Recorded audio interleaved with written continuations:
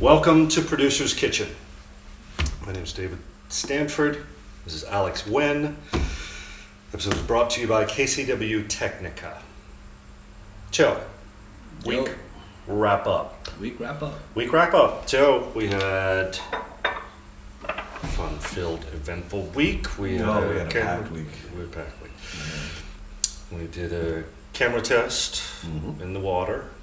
That was earlier. That's why we're kind of exhausted. A little exhausted from the camera test. And there's a video on the site for that. We did an interview. A little interview. We did do an interview. We did work on the site. Worked on the site. We did worked on the social media.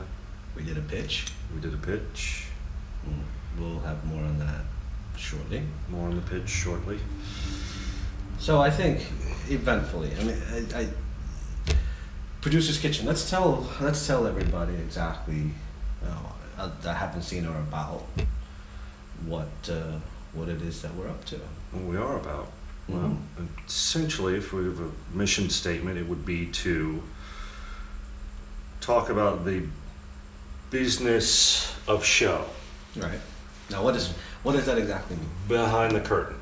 What does that So mean? we want to bring in different wizards who are behind the curtain. Let's make it easier. Let's make it easier for people. So, what does that mean to people? What does that mean to people? So I would love to watch our videos, and once watching them, the information I just got was, oh, that's how it works, the nuts and bolts. So that's how you built it. I saw the thing, but I don't know how you paid for it. I don't know where the parts came from. I don't know who. Keep going. That's what I want to know. That's what I want to know. Really, the ins and outs, the how-to, not the why. We all get the why. We all know why we're doing it, and the love. That's not what we're talking about. We're talking shop. Right. We're talking ingredients. How'd you pay for the ingredients? Okay, so let's make it easier. And so the mission is to everyone that have questions about how technology has essentially made publishers of everyone's self-publishing, be it on Facebook, YouTube, his own website, blogger, whatever it may be. Well, from people that's been in the industry, where it's been working, to somebody that just has interest, or to someone that is in film school or someone in high school, whatever, and they just think, okay, well, I want to pay my rent doing this. I want to, be able to buy food, producing content, and as they see how automation, AI, artificial intelligence, and robotics are going to eliminate more and more jobs, human creativity and the expression of, and the monetization of creativity is going to be largely digital and online. So our mission is to answer, not speculate, and interview people that are actually making a living doing it. Now, what does making a mean for people? Does it mean, 30,000, 50,000, 100,000, $500,000, $1 million, whatever it may be? What was SAG statistics? Well, this is SAG statistics. Screen Actors because SAG-AFTRA is, of the entire base of people that are in the union, 5% of those actually make a living at it. Right. That's their full-time job. Right. 1% of them do very well. Right. Now, what does very well mean? So that's actually what we will be exploring. We will be interviewing people that are household names, well recognized, to YouTube. Subsidizing those that are subsidizing. Right. Those that are subsidizing. Right. And definitely we'll look more into how technology is dynamically changing, without a doubt, shaping our current. And we say industry, but right. What I was reading something that close to 400,000 people in Los Angeles are somehow involved Right, in right, television, right. film, right? Right. There's over 20 million people in the LA, Orange County basin.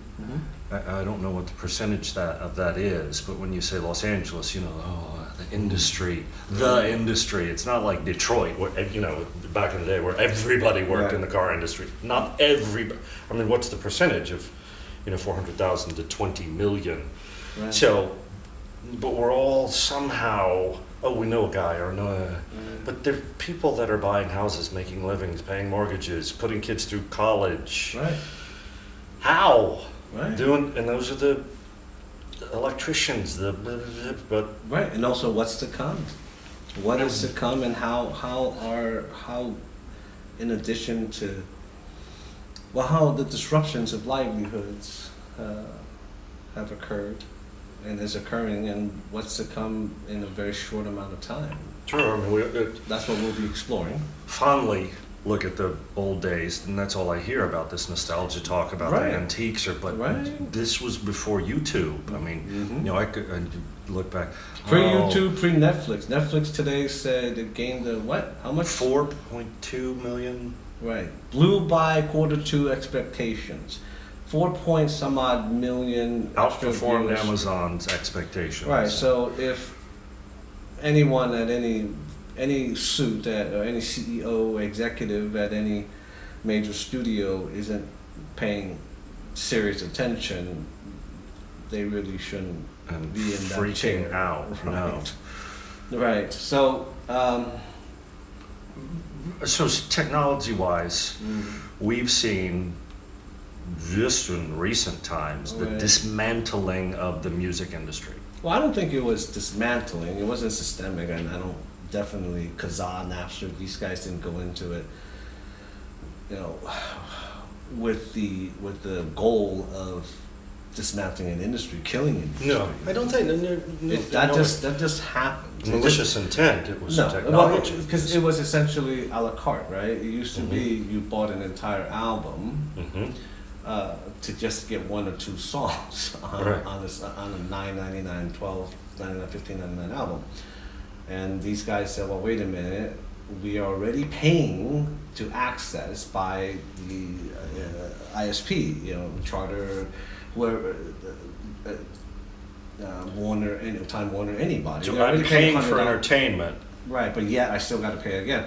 So, and also I'm listening to it for free on the radio, which if I had a cassette deck or at that time computing, we could capture streams, burn it to a CD. What's the difference if I just say, well, okay, I don't want to listen to the rest of the songs that I don't want, and I'd rather just pay for what I want. The music executive at that time, all of them refused to listen to this. They thought it was so nice and that it would never go away.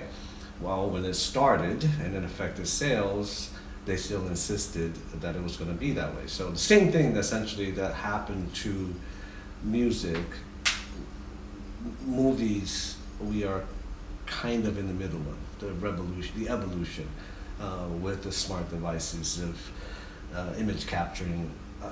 What you can do today with an iPhone, if you would explain that to someone 5 or 10 years ago, they would have never believed you. Nobody ever would have.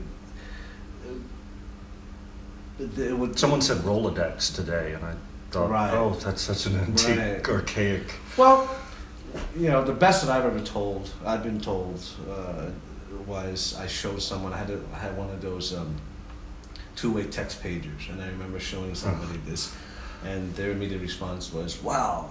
And then it could hold, I think at that time, 500 or 1,000 address in my address book, and they immediately says, wow, if my life ever got to that complicated, if the world ever got like that, I don't want to live in there. I don't want to live anymore. And that same person today carries an iPhone, an iPad, you know, on him at all times. So it's the same progress, innovation that is essentially that can't be stopped. So let's explore what else is coming, right? In addition, okay, so from your tech perspective. correct. Yes, I will try. Yes, please. So what would you say is coming in the next? Well, And we've thrown out 2, 3, 5, 10 years, but definitively, in the short term, we're going to have a lot more niche media, self-publishing, more catering more to niche interests. You know, the decentralization, and I said the 400,000, but the industry, you know, Hollywood. well, the scary part about that centralization is, of it. right, but the scary part about that is as we gain more media, we lose media. So we have less shared experiences, less to talk about at a water fountain, less to talk about at school with friends. You know, we used to, you know, Star Wars came out, everybody saw it, everybody, hey, Han Solo, whatever. Yeah. Those are the ones that stay today. But now look at the past 5 years. What real movie could people share? It's been so demographied to, you know, by age, by sex, by gender, by education level, by income level. Everything is so split and so down the line that we're more connected than ever, but yet we're more divided than ever. So what's going to come in the immediate time is we're going to have a lot more expression, because we're going to have a lot more expression of opinions and less tolerance of other opinions. We're going to have just that much more opinions, self-opinions being published. The danger in that is we're trying to eliminate each other's right to opinionize, to critique, and that's kind of where we are now. But that's in the short term, you know. So like with networks, Yeah. there have always been the big three, NBC, ABC, CBS. Now we're at, it's close to incalculable with the Hulus and the Amazons and all the Facebook networks themselves. And the Facebooks. Facebook is right now the granddaddy of self-publishing, right? So, and if you go viral on Facebook, you've pretty much gone viral at NBC, ABC, CBS, where all the news networks, they pick up pieces from Facebook, from YouTube, from Dailymotion, from Vimeo, from whoever. Sure. That's kind of how it works. What we want to answer from there is its monetization. Like if somebody shot that, you know, if you wanted to give it away for free, fine, so be it. I mean, copyright, that's the other issue. It has a ways to go to catch up, right? But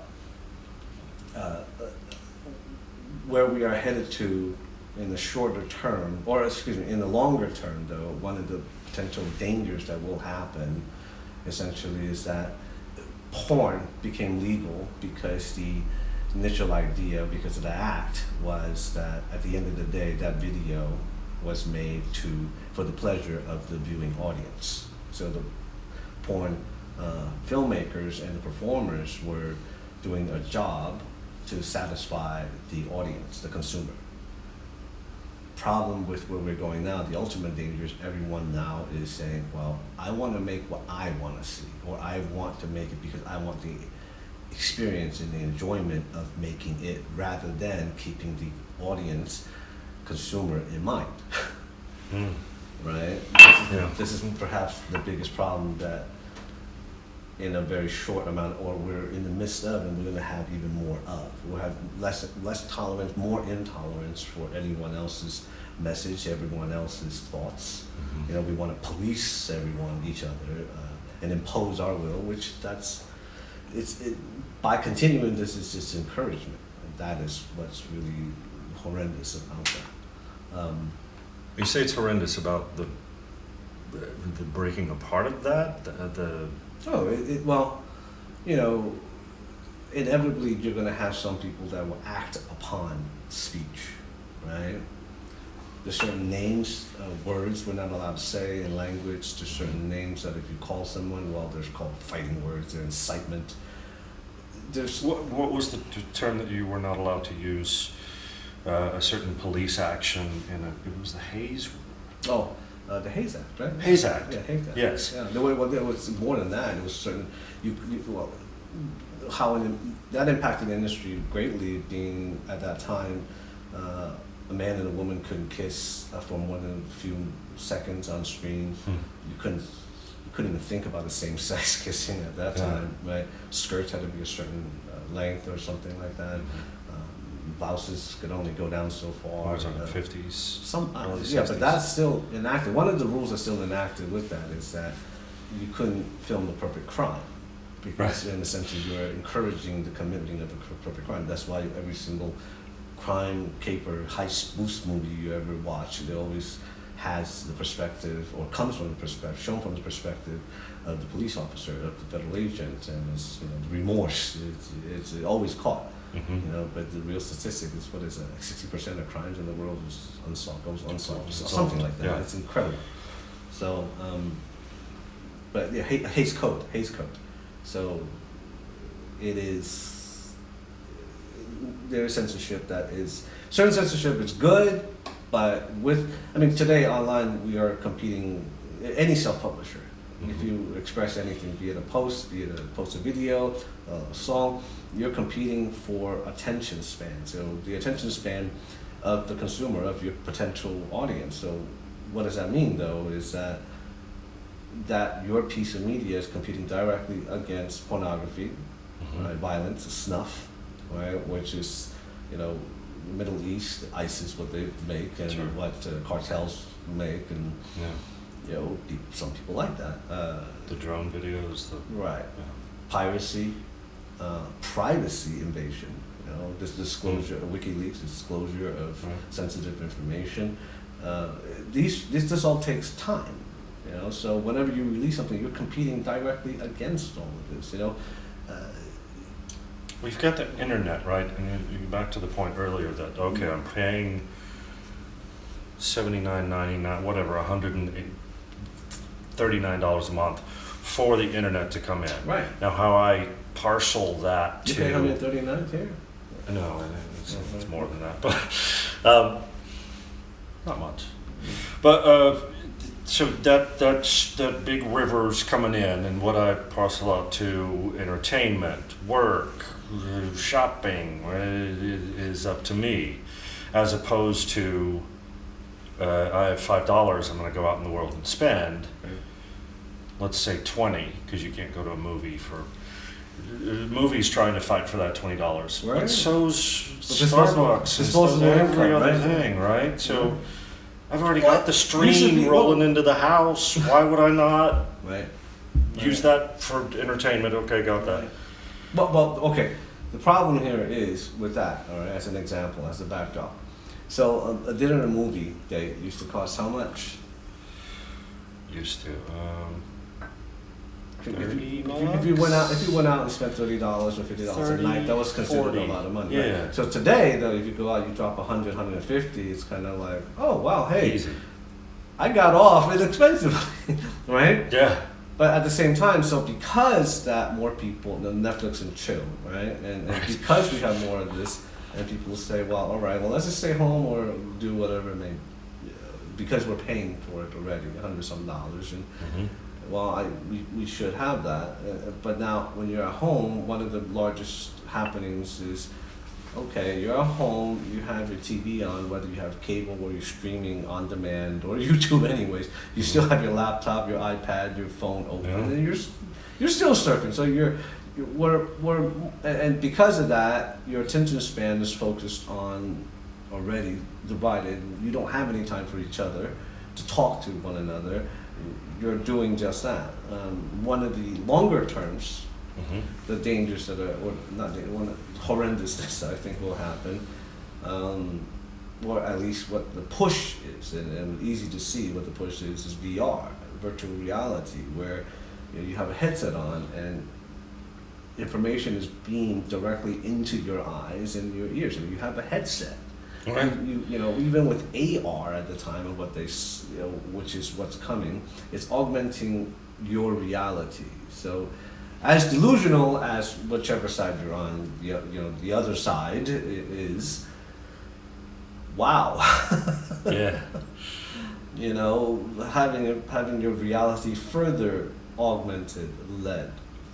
Think for you. This is what's coming.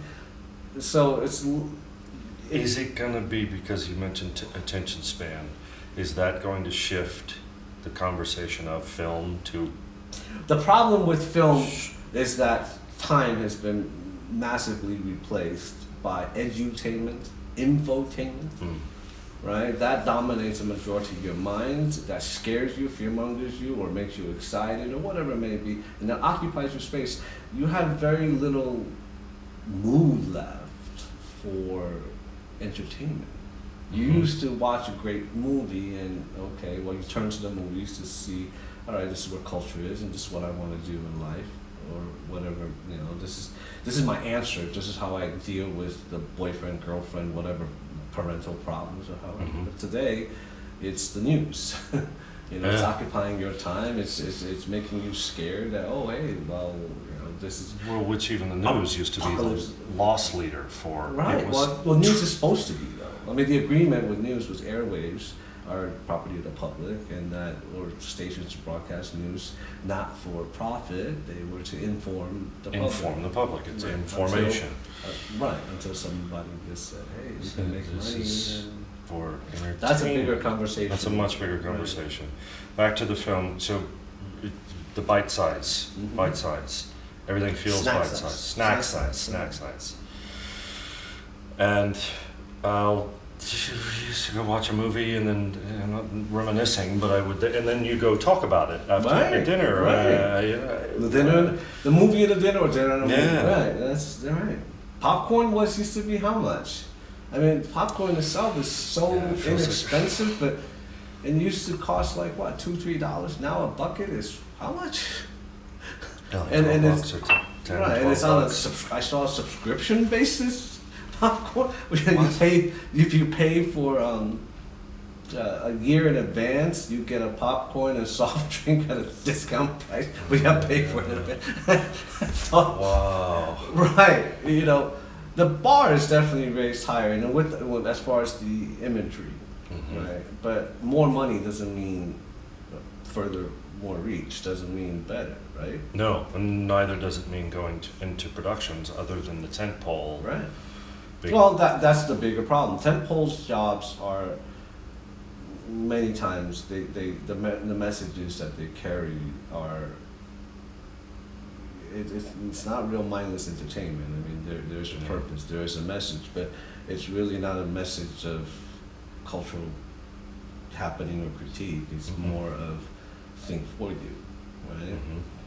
Independents were at the time, well, okay, well, this is how things are. We present it as how they are. And being that independents have lost a great amount of financing support, we have lost a big part of that. Well, that's what we endeavored to find out, which is who in the entertainment world and are making a living, and how are they accomplishing it, and what do they see as the next step. I've had some conversations with some brilliant visionary people, and you know, it's an interest. I think it's a very serious interest. We should endeavor to help, or at least, if people seeking this information, at least just everybody. This is what we want to talk about, but nobody ever talks about it. Right. So it's the elephant in everyone's room. Right. So we're gonna figure it out. I mean, we want to know reality. Who's doing it? What do they see as coming? Are they successful? Are they leaving? Yeah. You know, are they tucking their tails and going? You know, that's fine. It's nothing to be ashamed of. This is fine. Because what's really scary is it's a big change, which is good. You know, automation. That's going to be the single largest dynamic shift mankind has ever faced, because we have never faced this in history. I mean, some people, they compare it to when the horse and buggy versus the automobiles. Yeah. But this has been larger than that. This is, you know, beyond labor. This is beyond having labor can't compete against the robot, a machine that, you know, works 24 hours a day, 7 days a week, repairs each other, doesn't need food, doesn't need water, doesn't need smoke break, doesn't need bathroom break, doesn't need sleep. No. It doesn't even need light. It works in the dark. It doesn't need healthcare. It doesn't need nothing. That's right. And these are evaluation of products. You know, how are we going to evaluate that? You know, an apple, you count You evaluate that by how much you're paying the farmers, which is already incredibly low, the land, the transportation, the storage. But all of that, once it becomes automated, where it becomes not even pennies on the dollar, pennies, way less. Oh, the pennies on the pennies. Yeah. Right. So what happens? How do we justify the cost for a pound of apple or for an Apple phone? How do we justify any of this once it's fully automated? This is what is happening. What will people do? You know, what will those that are already making $1 a day, what will they do? You know, what's in it? What's to come for them? Right? That's a big problem. That's not something obviously media. Well, media should. Well, there's no should, but this is something that media did once talk about. But Interesting. Yeah. right. So there are big things that's coming, but our primary goal right now isn't that. It's more, well, how do people make a living creating and speaking without negative repercussions based on someone else's. Or having to do propaganda. Well, that in itself is another That's one. another way. Propaganda pays so well. Well, that. Crafty break. Bundaberg ginger beer. This is good. Indeed.